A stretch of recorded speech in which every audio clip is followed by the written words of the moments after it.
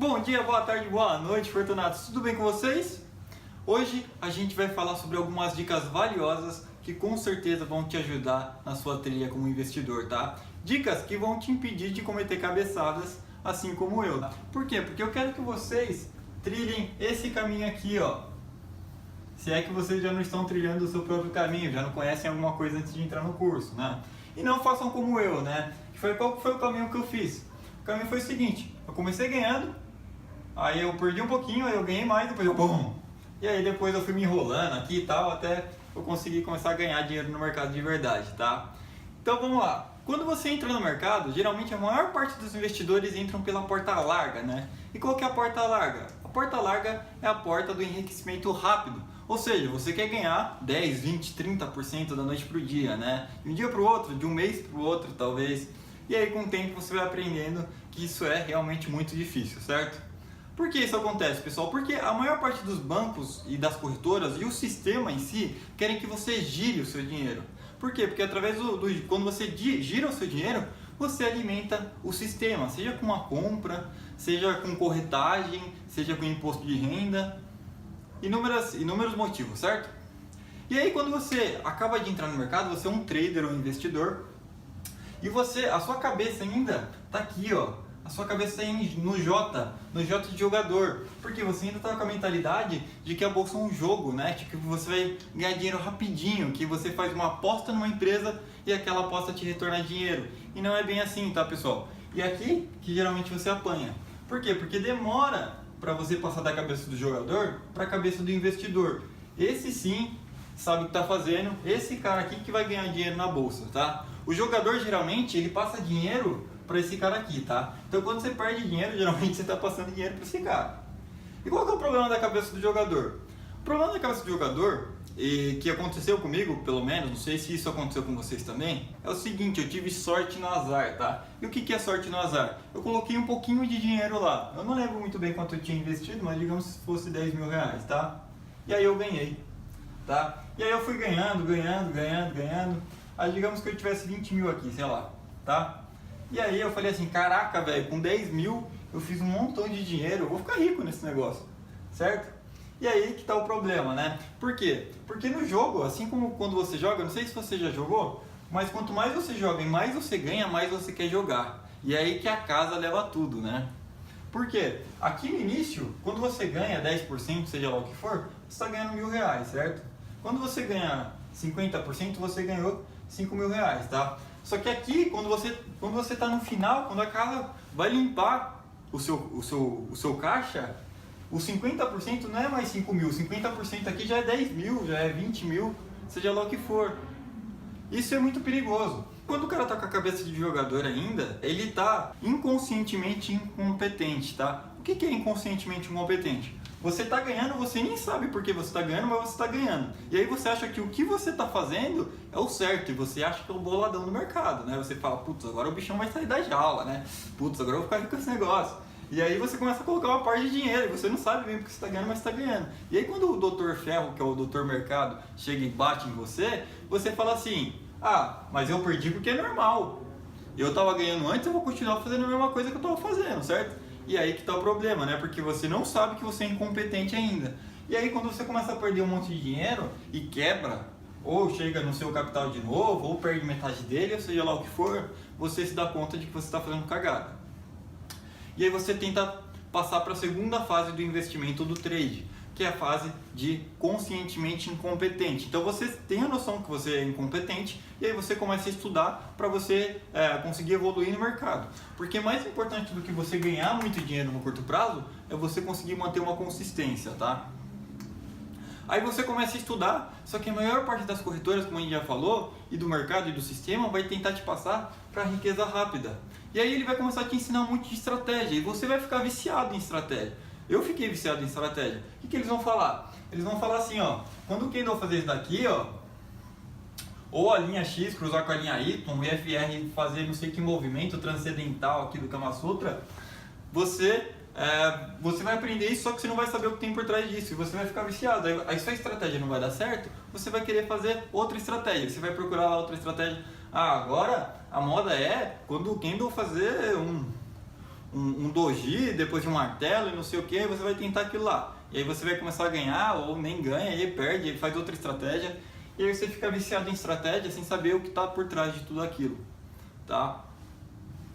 Bom, pessoal, aí depois que você que é conscientemente incompetente, e aí depois você toma vários ferros no mercado e pode dar sorte de encontrar o jeito de ganhar dinheiro no mercado de verdade ou não, né? Porque eu tenho amigos que começaram comigo e até hoje só perdem no mercado. Aí você passa para a terceira fase. Eu tô virando toda hora assim porque eu ia escrever aqui, mas tá tudo escrito. Você passa para a terceira fase, que é a fase que você está conscientemente competente, tá? Então, você estudou, você tem embasamento, você não está viciado em estratégia. Quando você vê um suporte, quando você vê uma resistência, quando você vê uma boa empresa, você sabe por que aquilo está acontecendo, tá? Você sabe que é porque os vendedores estão tentando defender para que não suba, os compradores estão tentando fazer que suba, a briga dos ursos e dos touros e tudo mais. Ou a empresa tem uma saúde boa, só que ela está descontada e etc. Beleza, só que isso ainda está muito técnico na sua cabeça, certo? E quando você está muito técnico, você tem que pensar muito para fazer aquilo. Pensa, quando você está aprendendo inglês, por exemplo, se você tem que ficar traduzindo tudo antes de falar, aquilo gera uma lentidão e você não vai conseguir o resultado que você deseja, você concorda?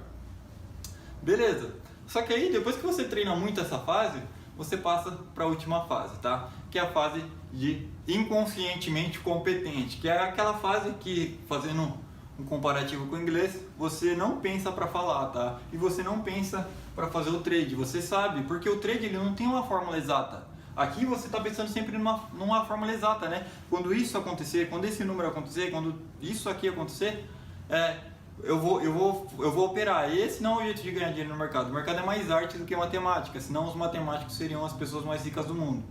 Beleza?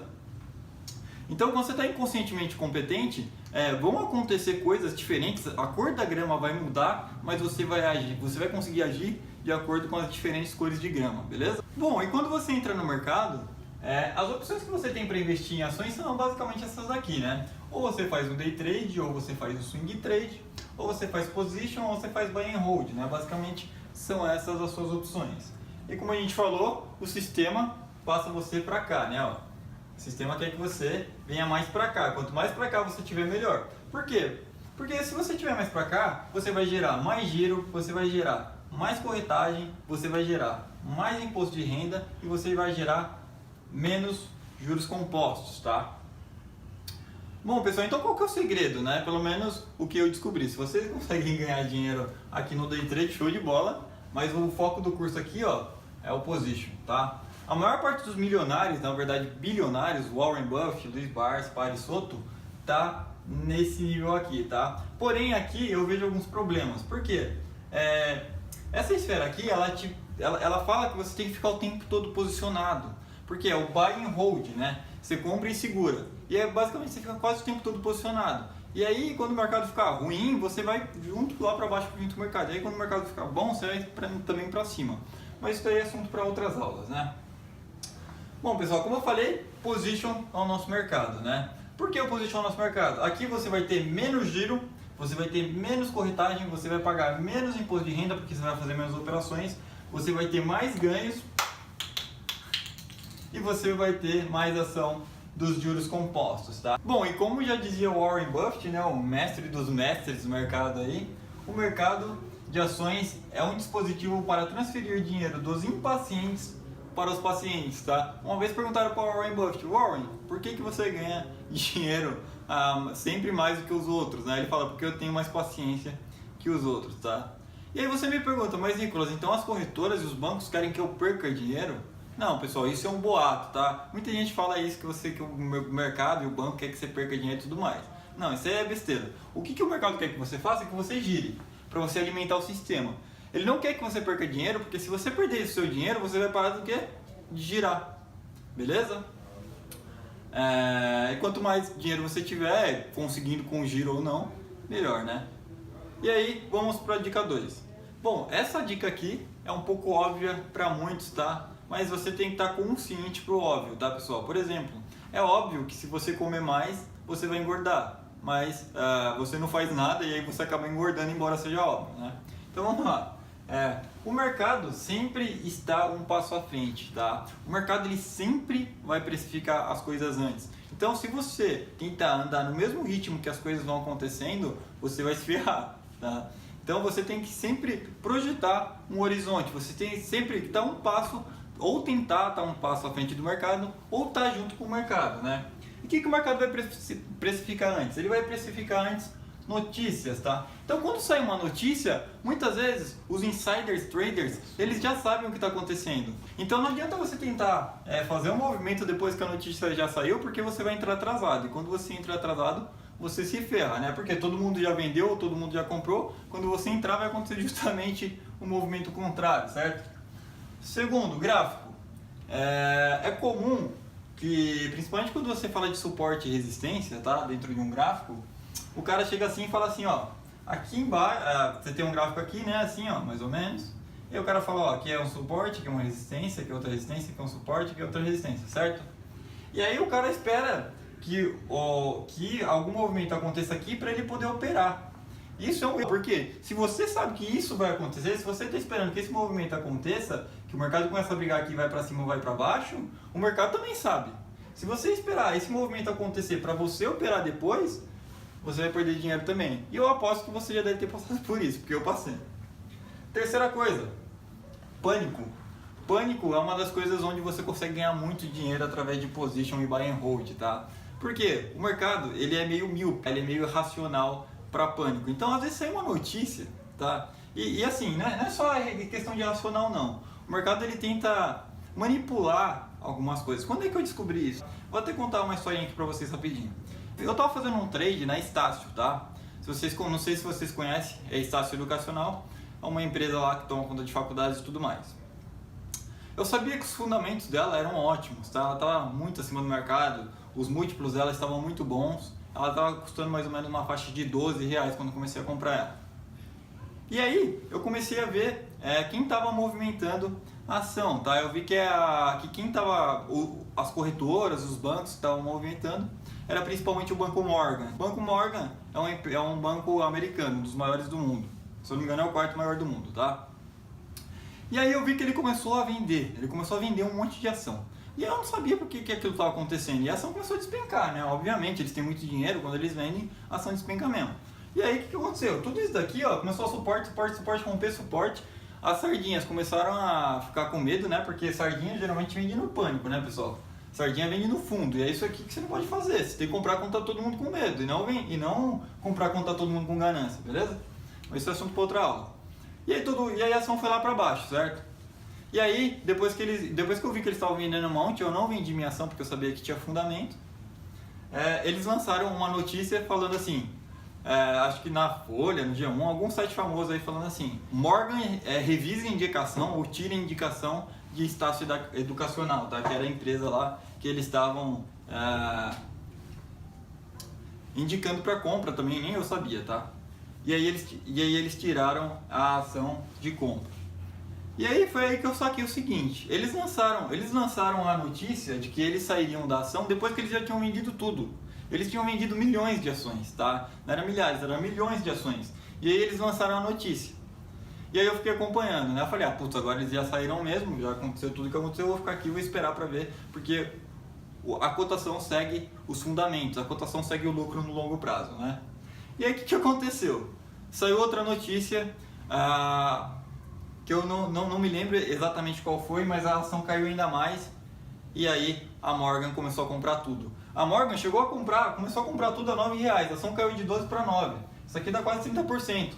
Eles começaram a comprar tudo, sabe para onde que a ação foi?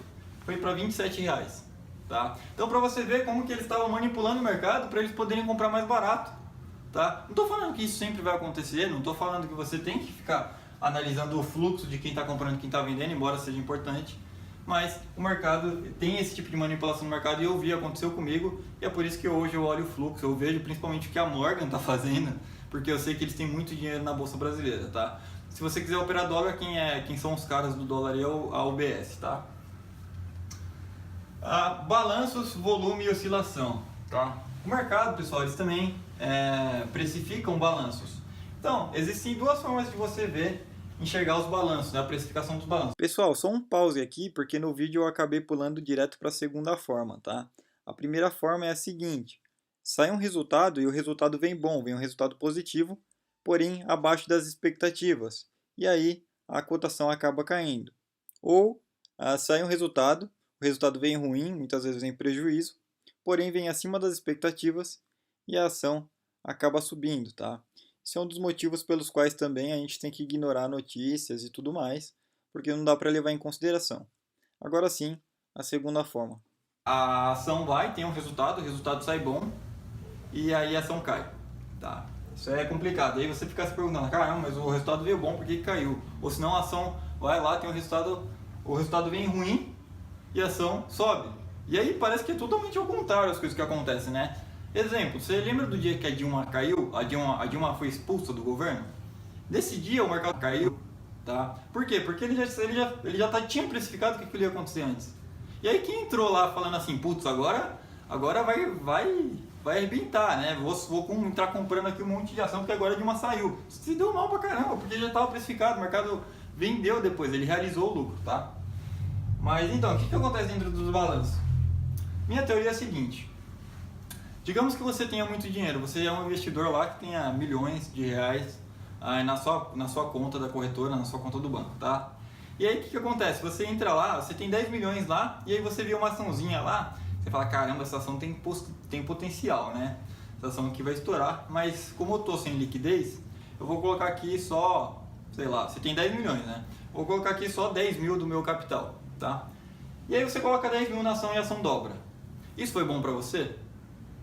Não foi bom, né? Porque você ganhou só 10 mil, 100% de 10 mil é 10 mil e você tem 10 milhões. O que aquilo significa pra você? Não significa nada, certo? Então, pro tubarão, as coisas só funcionam quando você tem oscilação e volume. Se eles não tiverem volume, não adianta nada. Então, quando sai um balanço bom, tá? Eu não tô falando de balanço assim, acima da média, porque quando sai um balanço acima da média, o negócio vai mesmo, vai explodir mesmo. Mas quando sai um balanço bom, o que acontece? O cara fala assim, putz, essa ação está dando o resultado que eu esperava, então eu preciso colocar o quê? Mais volume. Por quê? Porque é através do volume que o tubarão vai ganhar. E aí ele vai lá e faz a ação cair para comprar, para trazer o preço médio dele mais para baixo para ele poder lucrar mais lá na frente. Porque se ele pegar no futuro também, sair vendendo tudo de uma vez, ele tem muita grana. Aquela ação, todo o lucro dele vai esvaziar, né? Ele precisa realizar, sei lá, 20 reais. Se ele sair vendendo tudo de uma vez, o negócio vai cair para 10 e aí, cadê o lucro dele? Deu para entender? Bom, pessoal, então essa é a dica que eu queria dar aí é que o mercado sempre precifica antes e você tem que ficar atento a isso, beleza? Então, para finalizar aqui, as dicas finais. Turn around, seldom turn. Isso aqui é uma frase do Warren Buffett que ele diz assim, ó, que empresas turnaround, né, empresas de reviravolta, raramente reviram, tá? O que isso quer dizer? Quer dizer o seguinte, muita gente, principalmente investidores iniciantes, acabam se viciando nos famosos micos, tá? O que são os micos? São aquelas empresas ricas pequenas que prometem um ganho muito alto, tá? Geralmente, essas empresas são fortemente endividadas ou estão dando muitos prejuízos e aí eles começam a especular em cima dessas empresas que ela vai dar lucros. E geralmente o gráfico dessas empresas é meio assim, né? Ela não vai subindo devagarinho, nem assim, ela é tipo assim, né? Ó. Ela oscila pra caramba, então é bom para especular, tá? O que você não pode fazer é ficar viciado nisso. Porque como o Warren Buffett diz, turn around, seldom turn. Raramente essas empresas vão virar para cima e você vai acabar perdendo dinheiro com isso. A gente tem um exemplo aí de algumas construtoras, a gente tem o Banco Cruzeiro do Sul, a gente tem o AGX, a gente tem o Oi, a gente tem... Enfim, tem um monte de empresa. E é comprovado, pessoal, é comprovado que empresas boas tendem a continuar boas, tá? Se você pegar aí uma Ambev, Grendene, WEG, Itaú, Bradesco, Cielo, enfim, você vai ver que o histórico delas de lucro é crescente, tá? E elas, se você pegar o gráfico, você vai ver que está sempre crescente. É claro que algumas horas elas sofrem um pouco devido a algumas coisas no mercado. A Cielo agora está sofrendo por causa de margem e por causa de concorrência e tudo mais, enfim.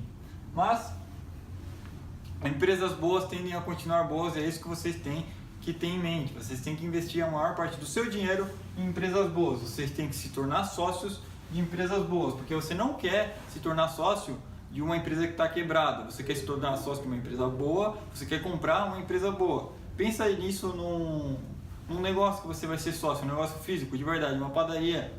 Na padaria você seria sócio de uma padaria que dá prejuízo? Provavelmente não, né? Você quer ser sócio de uma padaria que dá lucro. Se a padaria der muito lucro, você quer uma parte maior nessa sociedade, você quer comprar essa padaria. Você concorda? Outra coisa que eu esqueci de falar no slide anterior é a seguinte: o cara entra na bolsa querendo ganhar dinheiro de uma hora para outra, né? E é engraçado isso, porque quando você faz uma faculdade, você demora 4, 5 anos para aprender alguma coisa e aí começar a exercer a função e começar a ganhar pouco ainda para depois ganhar bastante. E na bolsa o cara quer começar já ganhando um montão, ele se acha o wise do negócio, né? Ele já está formado em bolsa, né? E não é bem assim que funciona, né, pessoal? Quando você investe num negócio físico, você acha que o negócio vai virar da noite pro dia? Não vai, você concorda que vai aos poucos? E na bolsa é a mesma coisa, quando você investe em bolsa, você está investindo em negócios. E os negócios, eles vão crescendo aos poucos, a lucratividade, tá? É claro que tem exceção, mas para tudo existe exceção, beleza? Cuidado com a carteira. Quando eu comecei na bolsa, eu não estava nem aí para gerenciamento de risco, eu não entendia nada de gerenciamento de risco, e aí eu aloquei tudo em ações, tá? Por quê? Porque, como eu disse lá atrás, eu caí na pegadinha do jogador, né? Eu fui colocando, fui ganhando, e aí quando o mercado começou a bater, né, que foi em épocas aí conturbadas do país, que não foram poucas no Brasil, eu comecei a apanhar também junto com o mercado. E aí eu comecei a entender o cuidado que eu tinha que ter com a carteira, tá? Que é o que? Você não pode colocar todos os seus ovos numa cesta só, tá?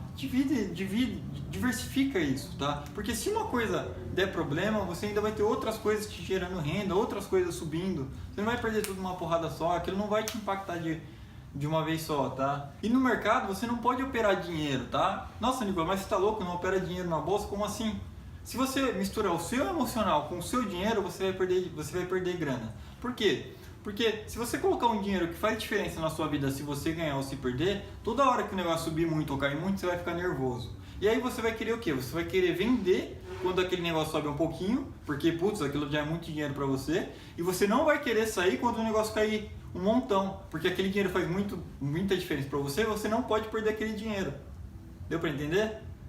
E aí você vai alongar perdas e realizar curtos gains, tá? Sobre carteira também, pessoal, uma coisa que as corretoras acabam não te falando ou não dando a devida importância para o investidor prestar atenção naquilo, é que logo depois que você se cadastra na corretora, elas fazem um teste do seu perfil e aí elas te passam uma carteira recomendada, né? Mas eu aposto que a maioria não presta atenção nessa carteira que ela recomenda, onde ela recomenda lá 40% renda fixa, 20% fundos de investimento, 10% FIIs, não sei quantos por cento ações, e a maioria acaba ignorando esse teste, né? Bom, pessoal, a maioria ignora esse teste porque através de algumas perguntinhas não tem como traçar o seu perfil. O único que pode traçar o seu perfil é você mesmo. E a melhor maneira de você traçar o seu perfil de investidor, quanto você vai alocar em cada coisa e tudo mais, é você testando, tá? Então, você vai lá e testa os mercados, testa mercado futuro, testa ações, testa tesouro, testa CDB, testa fundo de investimento e vê no qual você melhor se adequa, tá? Testa day trade, testa swing trade, position e tudo mais. Essa é a melhor maneira de você traçar o seu perfil e conseguir montar a sua carteira. Teste tudo com um pé só, teste seu perfil. Eu critiquei duramente aí o trade, né, nessa aula, mas isso não quer dizer que você não pode fazer trade. Faça trade, mas faça trade devagar, tá? Testa tudo com o pessoal. Eu conheço um cara eu conheço, que se dá bem no day trade, beleza? Eu já vi ele se dando bem e tudo mais, né? Não é uns caras aí que prometem uns ganhos absurdos, mas enfim, outro assunto, né? Então, você tem que testar o seu perfil, porque às vezes você tem um perfil para ser um day trader, você tem um perfil para ser swing trader, você tem um perfil para ser, sei lá, scalper, e aí você tem que testar, só que testa devagar. Como é que você vai testar? Vai comprar 100 ações ou um contrato, se você começar a testar contratos futuros, você vai comprar um contrato. Você vai conseguir consistência? Beleza, compra 2. Conseguiu consistência? Compra 3. Conseguiu consistência? Compra 4. Porque aí você, além de melhorar o seu método, você vai melhorar seu psicológico, que é muito importante, tá? Então, testa seu perfil, tá? Eu não tenho nada contra as outras táticas, os outros métodos. Eu sou só a favor de você testar. E você tem que testar tudo sim. Porque se de repente você conseguir fazer uma grana, muita grana no curto prazo, muita grana no longo prazo, aí você consegue juntar os dois aí e ficar rico, beleza? A importância do 1%. Isso aqui foi uma das coisas que mudaram a minha vida, tá? Quando eu entendi esse cara aqui. Eu achava que a única coisa que podia me deixar rico era eu ganhar lá 15, 20, 30% ao mês ou ao dia, ou seja lá o que for. E aí eu comecei a entender um pouco melhor dos juros compostos e fazer simulações dos juros compostos, tá? Vocês podem fazer essas simulações no fortunatosinvestimentos.com.br/juros. E aí eu percebi que o 1%, ou seja, o 12% ao ano no longo prazo, quando eu digo longo prazo é 10, 20, 30 anos, ia me deixar milionário. Claro que o 1% mais os aportes que você vai fazer. Ou seja, você pega seu salário e investe um pedacinho dele e aguarda um pedaço dele, e aí vai montando seu patrimônio e investindo lá a uma taxa de 1%, ou seja lá o quanto for, né? No longo prazo você vai ficar milionário, tá? Pode testar aí, coloca aí 20, 30. E pra mim aquilo lá tava bom. Só que aí eu descobri que eu conseguia fazer mais de 1% ao mês investindo em renda variável, tá? Mas aí é assunto para outras aulas, né? Mas foquem no 1%, tá? Não acho que 1% é pouca coisa. 1% é muita coisa. Nos Estados Unidos você vê aí que o tesouro deles lá, o tesouro direto deles, digamos assim, rende lá 3% ao ano, tá? E aqui a gente tem taxas muito acima. Agora está um pouco abaixo, mas historicamente a gente tem taxas muito acima. Escute mais você mesmo. Bom, pessoal, eu perdi muito dinheiro por não escutar, tá? Por não me escutar. Eu ficava escutando um monte de notícia, eu ficava escutando que o mundo ia acabar, que o Brasil ia acabar, que os Estados Unidos iam entrar em guerra. E aí eu acabava fazendo coisas que estavam fora da minha estratégia. E não só isso, amigos também, colegas, né? Que falavam que tinham ganho tal ou perdeu tanto e não sei o que. E aí eu queria acompanhar esses caras, eu nem sabia se eles estavam falando a verdade. E aí eu meio que gerava uma competição interna e eu começava a me autopressionar por causa disso. E eu parei de me escutar, né? E eu tava tendo uma consistência antes disso. E aí eu comecei a perder de novo. E aí foi que eu me dei conta que eu tava começando a perder de novo porque eu não tava mais me escutando, tá?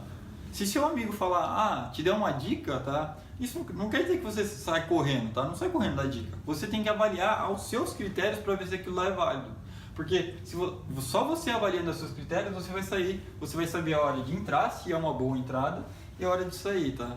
Por quê? Porque com a análise dele, ele vai te falar, entra aqui agora que vai dar bom. Beleza? Aí você vai lá e entra.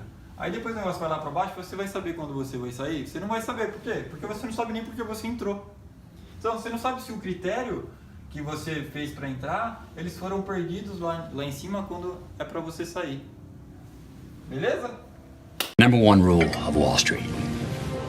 Nobody, I don't care if you're Warren Buffett or if you're Jimmy Buffett, nobody knows if the stock is going to go up, down, sideways, or in fucking circles. Least of all stockbrokers. Right? It's all a fugazi. You know what a fugazi is? No, fugazi. It's a fake. Yeah, fugazi. It's a wazi, it's a woozy, it's a fairy dust. It doesn't exist. It's never landed. It is no matter. It's not on the elemental chart. It's not fucking real.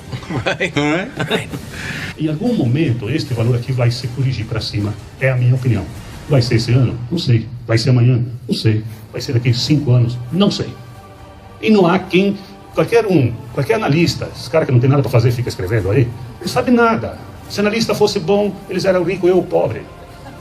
Claro, sabem tudo, escrevem sobre tudo e não acertam, e não são os pobres, que ganham salários baixos.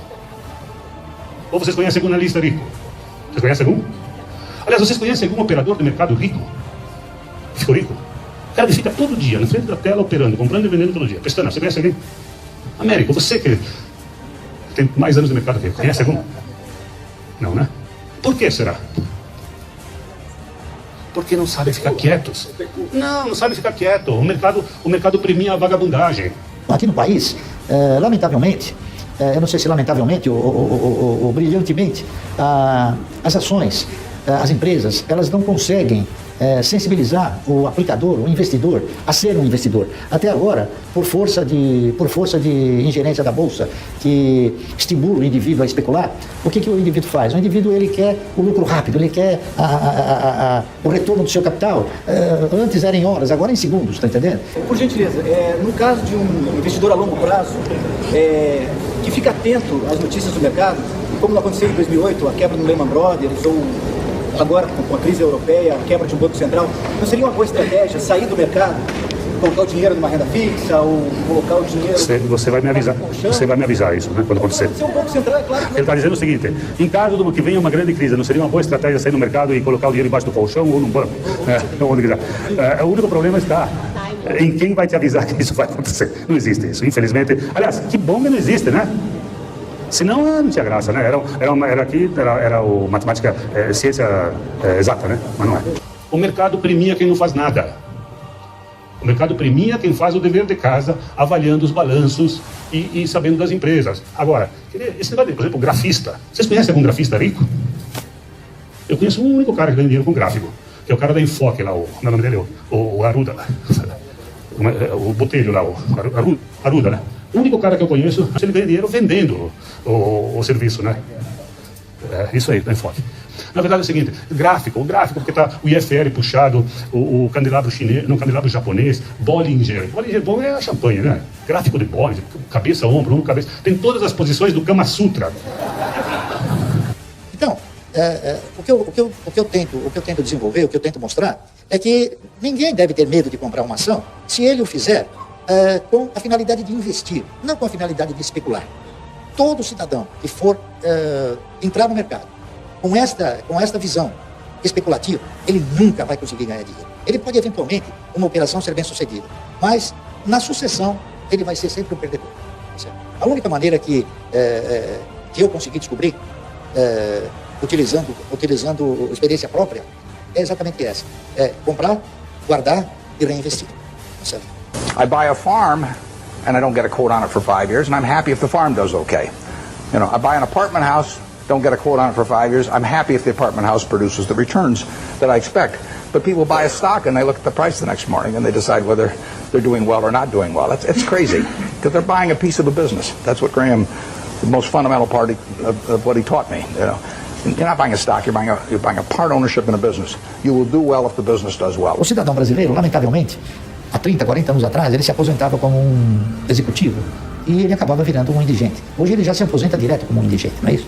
Então a gente foi cultuando a ideia de que havia necessidade de você formatar um posicionamento previdenciário que fosse mais generoso do que aquele que o Estado pudesse eventualmente te oferecer. O que eu fiz deu certo.